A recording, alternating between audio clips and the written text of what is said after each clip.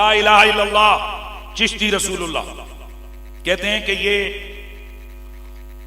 معاذ اللہ ہم سنیوں کے لیے کہا کہ یہ ان کا بنیادی عقیدہ ہے. تیرا بنیادی عقیدہ چشتی رسول اللہ ہے. اسی طریقے سے بریلوی آتے ہیں تو ہم اس کے ساتھ بنیادی عقیدے کے اوپر بات کریں گے چشتی رسول اللہ پہ. مرزا جیلمی بار بار لوگوں کو یہ باور کرواتا ہے کہ یہ بریلویوں کا بنیادی عقیدہ ہے لا الہ الا اللہ چشتی رسول اللہ. سنو، ایک ہے کلام، ایک ہے متکلم، ایک ہے لا الہ الا اللہ چشتی رسول اللہ کا یہ کلمہ، اور ایک ہے کہ یہ کلمہ فلاں نے پڑھایا. یہ دو الگ الگ باتیں ہیں. کلمے کے حوالے سے ہم اہل سنت و جماعت کا واضح طور پر یہ موقف ہے، اور آج تک میرا چیلنج ہے، اہل سنت و جماعت کی علم الکلام کی سینکڑوں کتابیں ہیں ہمارے مدرسوں میں بچوں کے لیے، بنیادی عقائد کی اردو کے چھوٹے رسالوں سے لے کر شرح عقائد اور احکام اور بڑی بڑی جو علم الکلام کی کتابیں ہیں ان تک یہ سینکڑوں کتابیں بنتی ہیں. ہماری کسی کتاب میں بھی نہیں ہے کہ ہمارا بنیادی عقیدہ لا الہ الا اللہ چشتی رسول اللہ ہے، بلکہ ہمارا بنیادی عقیدہ، ہمارا کلمہ لا الہ الا اللہ محمد الرسول اللہ ہے.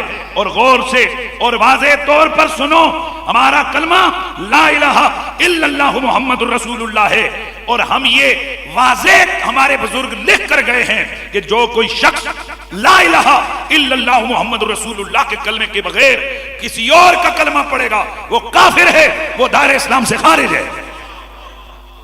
فتاوی رضویہ جلد نمبر 15 صفحہ نمبر 719 اعلیٰ حضرت لکھتے ہیں کہ اگر کوئی شخص کہے کہ میں اللہ کا رسول ہوں، یا فارسی میں کہے کہ میں پیغمبر ہوں، کافر ہو جائے گا، اگرچہ اس رسول سے مراد لغوی معنی لے کہ میں فلاں کا بھیجا ہوا ہوں. یعنی کسی بھی رسول محمد رسول اللہ کے بغیر اگر کسی غیر نبی، کسی غیر رسول کا کوئی شخص کلمہ پڑھے گا رسول اللہ محمد رسول اللہ کے کلمے کے بغیر، تو ہمارا واضح فتویٰ کیا ہے؟ ایسا شخص دائرہ اسلام سے خارج ہے.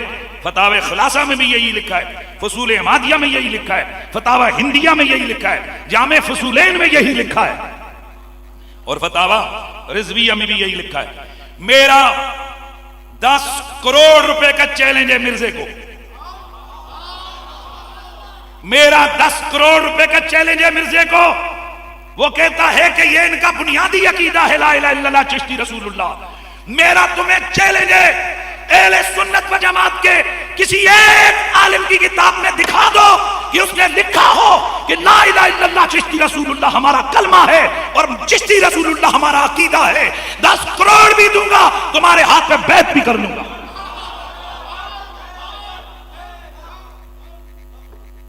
ہمارا بنیادی کلمہ، آواز آئی، اونچی آواز آئی. الفقہ الاکبر امام ابو حنیفہ، اصول الدین امام التمیمی، شرح فقہ اکبر ملا علی قاری، تمہید ابو شکور سالمی، شرح مواقف لجرجانی، شرح قائد نصفیہ للتفتازانی، ابکار الافکار للحامدی، عقیدہ واسطیہ، کتاب الاعتقاد نیشابوری، تکمیل الایمان شاہ عبد الحق محدث دہلوی، شرح اعتقاد اہل سنہ للالکائی، المعتمد دور پشتی، ابن مندہ کی کتاب التوحید، شرح القائد امام غزالی، المسامرہ لکمال الدین، المسائرہ لابن الحمام، الملل والنحل، کتاب التوحید للسمرقندی، فتاوی رضویہ، بہار شریعت. اور ایک قسم اللہ کی میرا چیلنج ہے، کسی ایک کتاب میں دکھاؤ کہ چشتی رسول اللہ ہمارا کلمہ ہے، میرا خون حلال. بصورت دیگر ہم اتنا ہی مشورہ دیں گے کہ لعنت اللہ علی الکاذبین، پانی پہ پڑھ کے دم کرو اور پینا شروع کر دو. تو کلمے کے حوالے سے کلیئر ہو گیا کہ جس شخص کا یہ عقیدہ ہو لا الہ الا اللہ چشتی رسول اللہ، ایسا شخص دائرہ اسلام سے، اونچا بولیے، خارج ہے. اب پھر اگلا سوال، یہ تو آپ کی کتاب میں لکھا ہوا ہے. وہ جواب تو میرے خیال میں آپ کو آ گیا کہ وہ تو بخاری مسلم اور کئیوں میں جن کو تم نے کہا ہے یہ ایمان کو خراب، وہ حدیث کی کتابوں میں لکھا ہوا ہے. اور خود وہ اپنی گفتگو میں کہہ چکے ہیں کہ 2 ورقوں کے درمیان لکھی ہوئی ہر بات قابل قبول نہیں ہے. اور ظالم آدمی اگر مشکات کے 2 ورقوں میں، اگر ترمذی کے 2 کاٹھیوں میں، 2 ورقیں یعنی 2 کاٹھیاں، 2 کاٹھیوں کے درمیان لکھی ہوئی ہر بات قبول نہیں، تو کسی صوفی کی بے سند کتاب کی ہر بات کیسے قابل قبول ہے؟ اب دوسری بات، کہ بھئی یہ کلمہ محی الدین چشتی اجمیری نے پڑھایا لہذا ان کو کافر کو. کلمہ کیا ہے؟ یعنی جس کلمے پہ انہوں نے فتویٰ وہ کیا ہے؟ چشتی رسول اللہ. اور یہ کیا ہے؟ ہم نے کیا فتویٰ دیا؟ کفر. کلمہ کفری ہے. اب اگلا سوال ہے پھر یہ محی الدین چشتی اجمیری کی کتاب میں لے کے پڑھایا ہے انہوں نے، پھر کہو انہوں نے کافر ہیں؟ کہتے ہیں ہم نا. جیسے حدیث کی ہر کتاب میں لکھی ہوئی ہر بات نبی کی بات نہیں، تو ویسے کسی صوفی کی کتاب میں لکھی ہوئی ہر بات جبکہ اس کی اپنی کتاب میں نہ ہو، کوئی کہے کہ فلانے نے کہا ہے، یہ کیسے قابل قبول ہے؟ اب سنو، اس کے اوپر ہمارا پہلا حوالہ یہ جو کتاب حشر بہشت، اس کتاب کے اندر ایک رسالہ فوائد السالکین جس کی اس کے مین پیج پہ لکھا ہے کہ یہ بابا فرید الدین کی، یہ بابا فرید کی کتاب ہے. کس کی کتاب ہے؟ بابا فرید کی کتاب ہے. اب ہم نے یہ دیکھنا ہے کہ کیا بابا فرید کی کتاب ہے یا نہیں ہے. تو ایک ہے کہ آج کل کے کوئی بزرگ کہیں اور ایک ہے کہ شاہ عبدالحق محدث دہلوی 300 سال پہلے گزر چکے. اب ان سے ہم پوچھتے ہیں کہ کیا بابا فرید کی یہ کتاب ہے؟ تو آپ کی کتاب ہے اخبار الاخیار، اس میں لکھتے ہیں شیخ نظام الدین می فرمود کہ من ہیچ کتاب بنشتہ ایم زیرہ کے شیخ الاسلام فرید الدین شیخ الاسلام قطب الدین و از خواجگان چشت ہیچ شخص تصنیف نہ کرداس. کہتے ہیں کہ حضرت بابا نظام الدین نے فرمایا کہ میں نے کوئی کتاب نہیں لکھی ہے، اسی وجہ سے شیخ فرید الدین نے بھی کوئی کتاب نہیں لکھی، شیخ قطب الدین بختیار کاکی نے بھی کوئی کتاب نہیں لکھی، اور باقی جو چشتی بزرگ ہیں انہوں نے بھی کوئی کتاب نہیں لکھی. یعنی انہوں نے زندگی میں کوئی کتاب لکھی ہی نہیں ہے. انہوں نے زندگی میں کوئی کتاب لکھی ہی نہیں ہے. اب آپ کہیں گے جی یہ جو چھپی ہوئی مل رہی ہے مارکیٹ میں یہ، اب اس کے بارے میں آئیے دیکھتے ہیں کہ اگر اس طرح کی کوئی کتاب کسی کی ہو تو اس کے بارے میں ہمارا کیا نظریہ ہونا چاہیے. اس کا جواب بھی اعلیٰ حضرت امام اہل سنت نے دیا. فتاوی رضویہ جلد نمبر 22 صفحہ نمبر 491، یہی جو فوائد السالکین کتاب ہے اس کے بارے میں اعلیٰ حضرت لکھتے ہیں اولاً اس بات کا ثبوت درکار ہے کہ یہ کتابیں حضرات منسوب الیہم کی ہیں. یعنی پہلے تو یہ ثابت کرو کہ انہوں نے یہ کتابیں ہیں نا. بہت ساری کتابیں محض جھوٹ نسبت کر کے چھاپ دی ہیں. ثانیاً اگر بیان ثقات سے ثابت بھی ہو کہ ان حضرات کی کوئی کتاب اس نام کی تھی تو بلا شبہ یہ مشہور متداول نہیں بلکہ کتب غریبہ ہیں، اور غریبہ پر اعتماد جائز نہیں ہے. اور اب آگے اور بڑھیے، اعلیٰ حضرت فتاوی رضویہ جلد نمبر 15 صفحہ نمبر 555 وہ فرماتے ہیں کوئی کتاب یا رسالہ کسی بزرگ کے نام سے منسوب ہونا اس سے ثبوت قطعی کو مستلزم نہیں. یعنی اگر لکھ دیا ہو کہ فلانے نے لکھا ہے اس سے قطعی طور پہ ثابت نہیں ہوتا. بہت سارے رسالے خصوصاً اکابر چشت کے نام سے منسوب ہیں جن کا اصلاً کوئی ثبوت نہیں. ثانیاً کسی کتاب کا ثابت ہونا اس کے ہر فکرے کا ثابت ہونا نہیں. یعنی اگر ثابت بھی ہو جائے کہ یہ کتاب فلاں کی ہے تو یہ ثابت کرنا بڑا مشکل ہے کہ ہر لفظ ہر فکرہ اس کا ہے.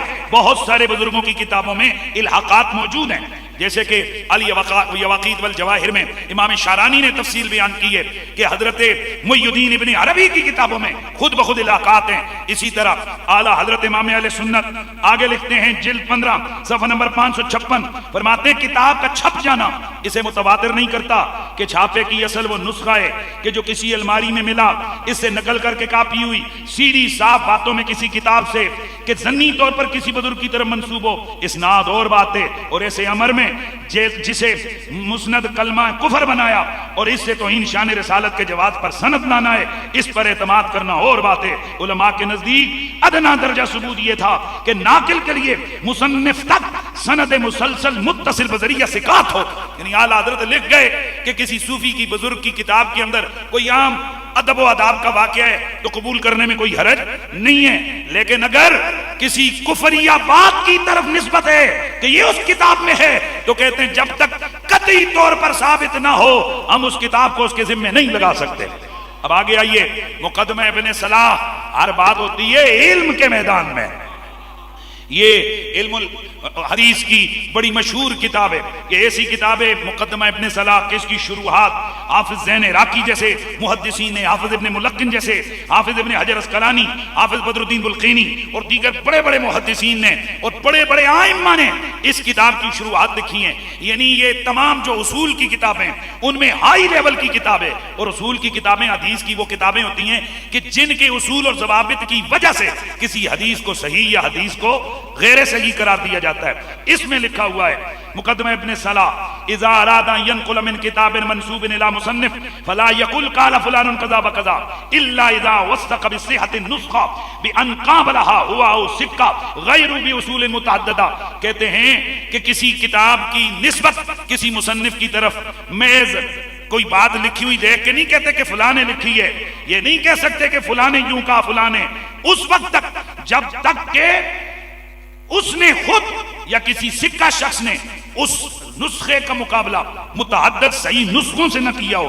اور اگر ایسا نہ ہو تو اس کتاب کو اس مصنف کے متھے لگانا جائز، بولیے مصنف کے متھے لگانا جائز نہیں ہے. اب ہم یہ کہتے ہیں جب بابا فرید نے کتاب لکھی ہی کوئی نہیں، فوائد السالکین نامی رسالہ لکھا ہی کوئی نہیں، تو اب اس کا حوالہ دے کر پوری امت کو اور محی الدین چشتی اجمیری جیسے بندے کو کمینہ کہنا، ملعون کہنا، کافر کہنا اور کہنا کہ چشتی تو دے بڑھ گیا اور کبھی کہنا کہ تو یہ ہو گیا، میں کہتا ہوں یہ اتنا بڑا ظلم ہے کہ اس کا ازالہ بڑا مشکل ہے. حضرات میں نے کیا کہا کہ یہ جو محی الدین چشتی اجمیری کی طرف یہ واقعہ منسوب ہے یہ کیا ہے؟ بالکل غلط. اچھا اب آئیے پہلی بات کیا ثابت ہوئی کہ جس کتاب میں یہ واقعہ ہے وہ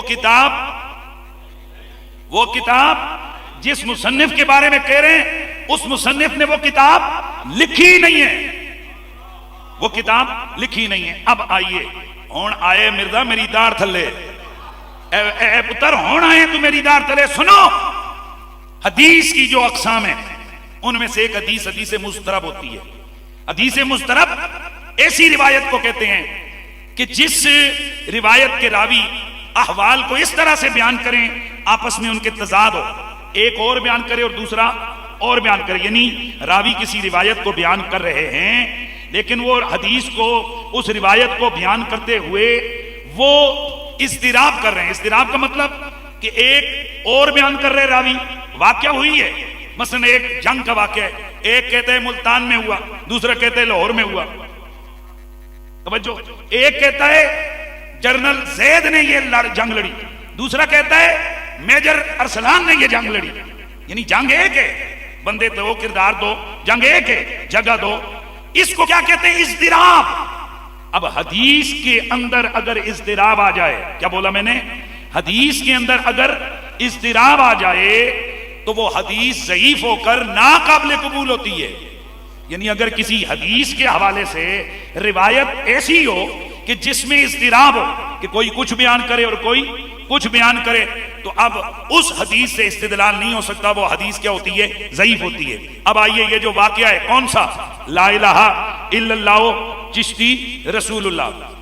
مرزا جیلمی اپنے ریسرچ پیپر میں، دھیان رکھنا ہے آپ نے، مرزا جیلمی اپنے ریسرچ پیپر کے اندر وہ یہ لکھتا ہے کہ یہ جو کلمہ ہے یہ خواجہ بختیار کاکی نے پڑھایا. یہ جو کلمہ ہے یہ خواجہ بختیار کاکی نے یہ کلمہ پڑھایا. کون سا؟ لا الہ الا اللہ چشتی رسول اللہ. بھائی توجہ کرنا، مرزا خود کیا لکھتا ہے کلمہ کس نے پڑھایا؟ خواجہ قطب الدین بختیار کاکی نے پڑھایا. یہ جو فوائد السالکین کتاب ہے جو حضرت فرید الدین بابا جی کی طرف منسوب ہے، اس میں لکھا ہے کہ یہ کلمہ معین الدین چشتی اجمیری نے پڑھایا امتحان کے لیے اپنے مرید کو. کس کے لیے؟ امتحان کے لیے پڑھایا. اس نے کہا جی مجھے بیعت کرے. آپ نے فرمایا کہ میں چاچا کل پڑھ کلمہ لا الہ الا اللہ چشتی رسول اللہ. اس نے پڑھ لیا تو آپ نے پھر فرمایا نہیں بھائی یہ کلمہ نہیں پڑھنا، میں تیرا امتحان کے لیے یہ کلمہ تجھ سے پڑھا رہا تھا، کلمہ وہی ہے لا الہ الا اللہ محمد رسول اللہ. یہ واقعہ ہے. اب یہ جو امتحان وغیرہ کی جو تعویلیں ان کو ہم سائڈ پہ رکھتے ہیں، ہم پہلے ہی کہتے ہیں یہ کلمہ کفریہ ہے. یہ کلمہ کیا ہے؟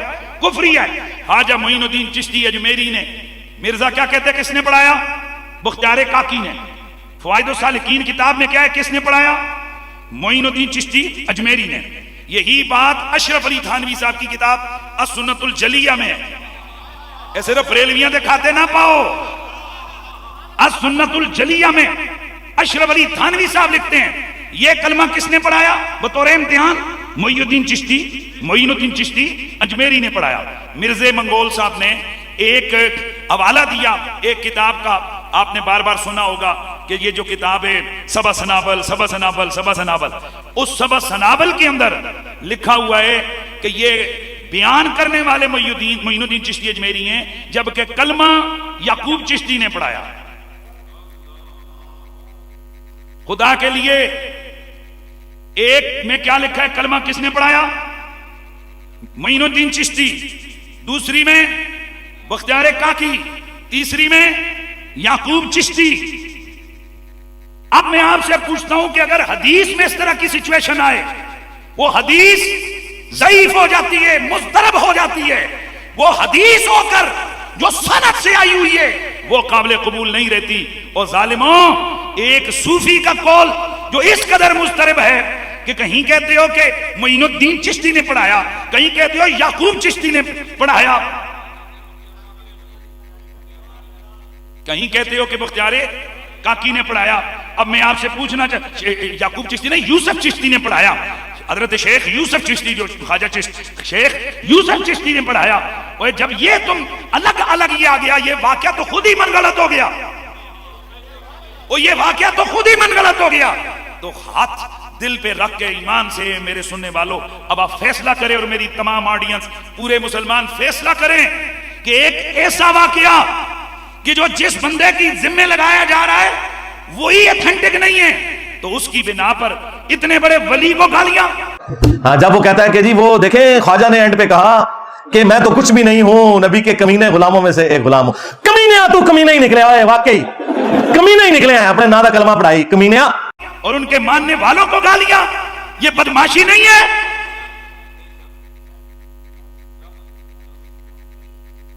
لعنت اللہ علیکم. کہتے ہیں نا کہ لعنت اللہ علی الکاذبین. اب میں آخری جو اس کو میں سم اپ کر رہا ہوں، یاد رکھیے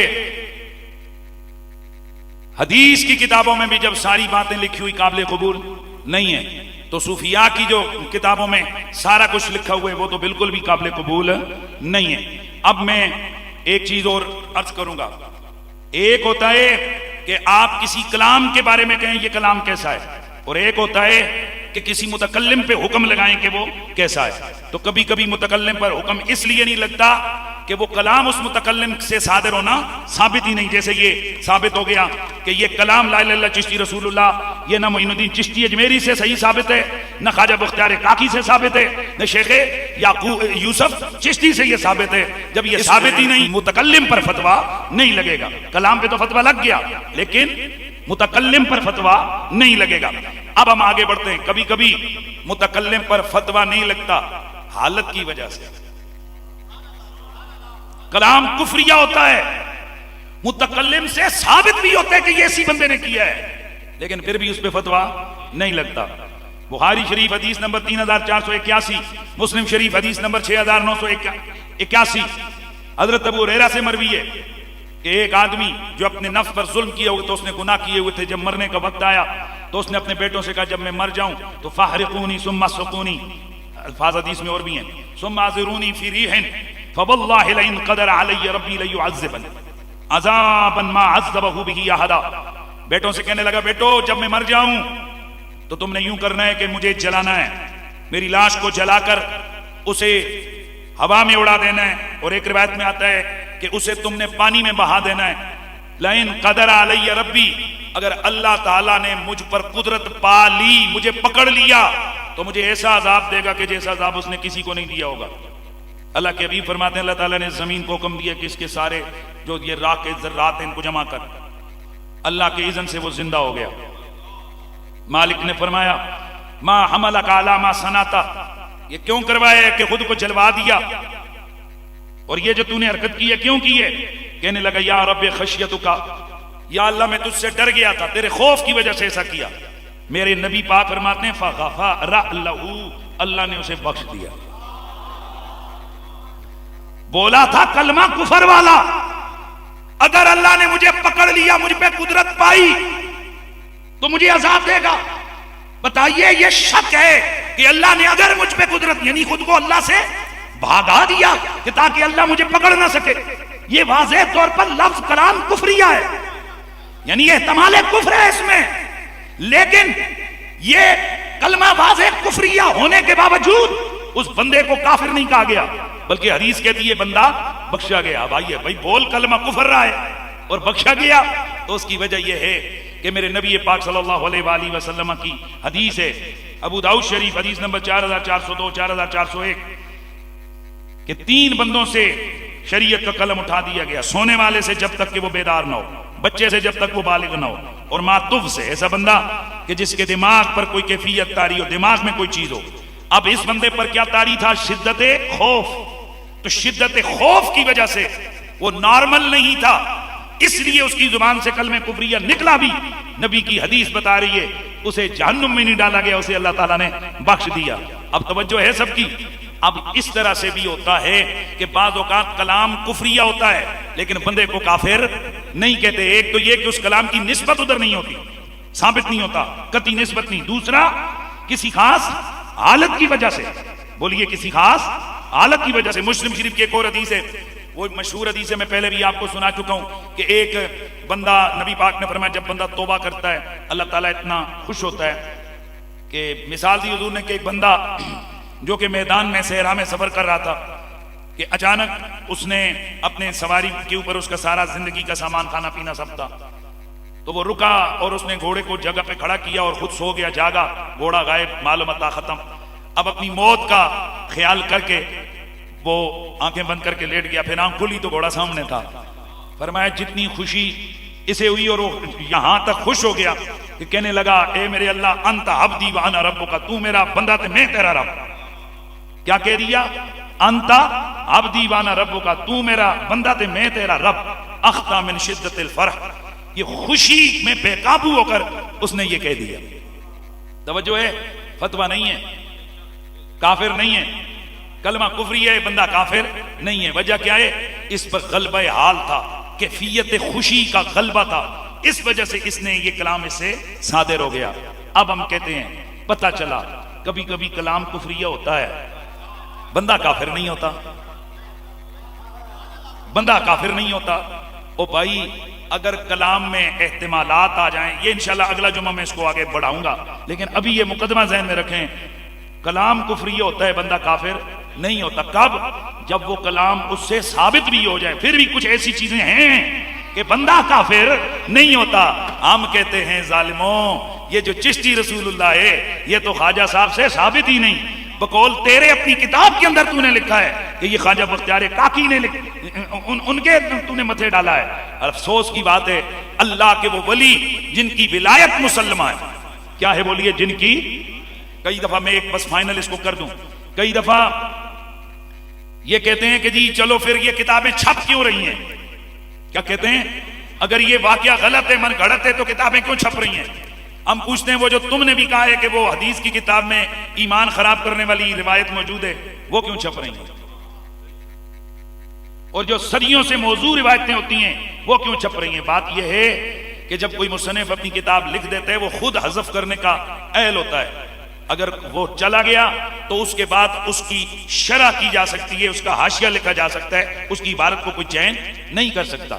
اور اگر کسی حدیث کی کتاب ہو، تاریخ کی کتاب ہو، سیرت کی کتاب ہو، اس میں کوئی من گھڑت واقعہ آ جائے تو اس من گھڑت واقعے کے لکھنے کی وجہ سے نہ اس راوی پہ کفر کا فتویٰ لگتا ہے، نہ اس مصنف پہ لگتا ہے، نہ پڑھنے والے پہ فتویٰ لگتا ہے۔ مثلا امام طبری، آپ کی ایک کتاب ہے امام طبری، یہ ایک بہت بڑے محدث ہیں اور یہ بہت بڑے مورخ ہیں۔ کون؟ بولیے امام طبری۔ امام طبری کے حوالے سے لسان المیزان، میزان الاعتدال، سیر اعلام النبلاء، طبقات الشافیہ، تاریخ بغداد، المنتظم لابن الجزری، ابن جوزی، ان بڑے بڑے محدثین نے حافظ طبری کو بہت بڑا عالم کہا ہے۔ مثلا حافظ ذابی کہتے ہیں کانا سکتن صادقن حافظن، سیر اعلام النبلاء میں، اور ابن خزیمہ کہتے ہیں وما عالم علی عدیم الارض عالم من محمد بن جریر، میری نظر میں روئے زمین پر اس بندے سے بڑا عالم کوئی نہیں تھا. وہ سیر علام النبلاء میں اس کو کوٹ کیا حافظ ذہبی نے. اب آپ کہیں گے کہ یہ حافظ ذہبی کون ہے؟ یہ حافظ ذہبی وہ بندہ ہے کہ جو راویوں کو کلیئر کرتے ہیں کہ اسے روایت دی جائے گی یا اسے روایت نہیں لی جائے گی. یعنی یہ محدث ہے, یہ حکم لگاتا ہے, یہ امام الجرح والتعدیل ہے. اس کے حکم سے حدیث قابل قبول یا ناقابل قبول ہوتی ہے. بات کو میں جلدی جلدی ختم کرتا ہوں. وہ حافظ تبری اپنی تاریخ تبری کے اندر ایک واقعہ لکھتے ہیں کہ حضرت امیر معاویہ رضی اللہ تعالی عنہ آپ کے پاس ایک وفد آیا, تو اس وفد نے آپ کا دل خوش کرنے کے لیے ان کو سلام کیا, السلام علیک یا رسول اللہ. کیا پڑھا؟ السلام علیک یا رسول اللہ. کس نے پڑھا؟ وفد کے لوگوں نے. کس کے سامنے؟ حضرت امیر معاویہ کے سامنے. بالکل کسی آگے اس واقعے میں موجود نہیں کہ حضرت امیر معاویہ رضی اللہ تعالیٰ عنہ نے ان کو منع کیا یا ان کو قتل کروایا یا ان پہ حکم لگایا کہ تم تو مشرک کافر ہو گئے ہو. دوسرے لفظوں میں یہ روایت حضرت امیر معاویہ کو ڈیگریڈ کرنے کے لیے لکھی گئی. اب بتاؤ اس روایت کی وجہ سے وہ جو کلمہ پڑھنے والے ان کو کافر کہو گے, جن کے سامنے کلمہ تو خیر نہیں یا رسول اللہ کہا جنہوں نے حضرت امیر معاویہ کو, تو کیا حضرت امیر معاویہ پہ حکم لگاؤ گے؟ وہ تو صحابی رسول ہیں. اور حاشا وکلا کوئی صحابی ایسا نہیں ہو سکتا کہ وہ اپنے سامنے خود کو اسے کوئی رسول کہہ رہا ہو اور وہ اسے یوں ہی جانے دے, اس کا رد نہ کرے. صحابی تو کیا ولی کی شان اس سے بالا تر ہے, ایک عام عالم ہو اس کی شان بھی اس سے بالا تر ہے. اللہ کی قسم صحابی کب گوارا کر سکتا ہے کہ اسے یا رسول اللہ کہا جائے اور وہ آگے سے بولے نہیں؟ تو اس کا جواب کیا ہوگا میرے دوستو؟ اس کا واضح جواب یہ ہے کہ یہ واقعہ من گھڑت ہے. جب واقعہ من گھڑت ہے تو فتویٰ نہ تبری پہ آئے گا, فتویٰ نہ البدایہ والنہایہ امام ابن کثیر پہ آئے گا, فتویٰ نہ امیر معاویہ رضی اللہ تعالیٰ عنہ پہ آئے گا, نہ ہی حکم ان کہنے والوں پہ لگے گا, کیونکہ یہ سند سے ثابت ہی نہیں کہ ایسا ہوا ہے یا نہیں ہوا. تو اگر سیرت کی کتابوں میں, تاریخ کی کتابوں میں, حدیث کی کتابوں میں اس طرح کے واقعات موجود ہوں, ان کی وجہ سے فتویٰ نہیں لگتا, تو صوفیوں کی غیر مستند کتابوں میں اگر اس طرح کے واقع ہوں تو ان پر فتویٰ کیسے لگ سکتا ہے؟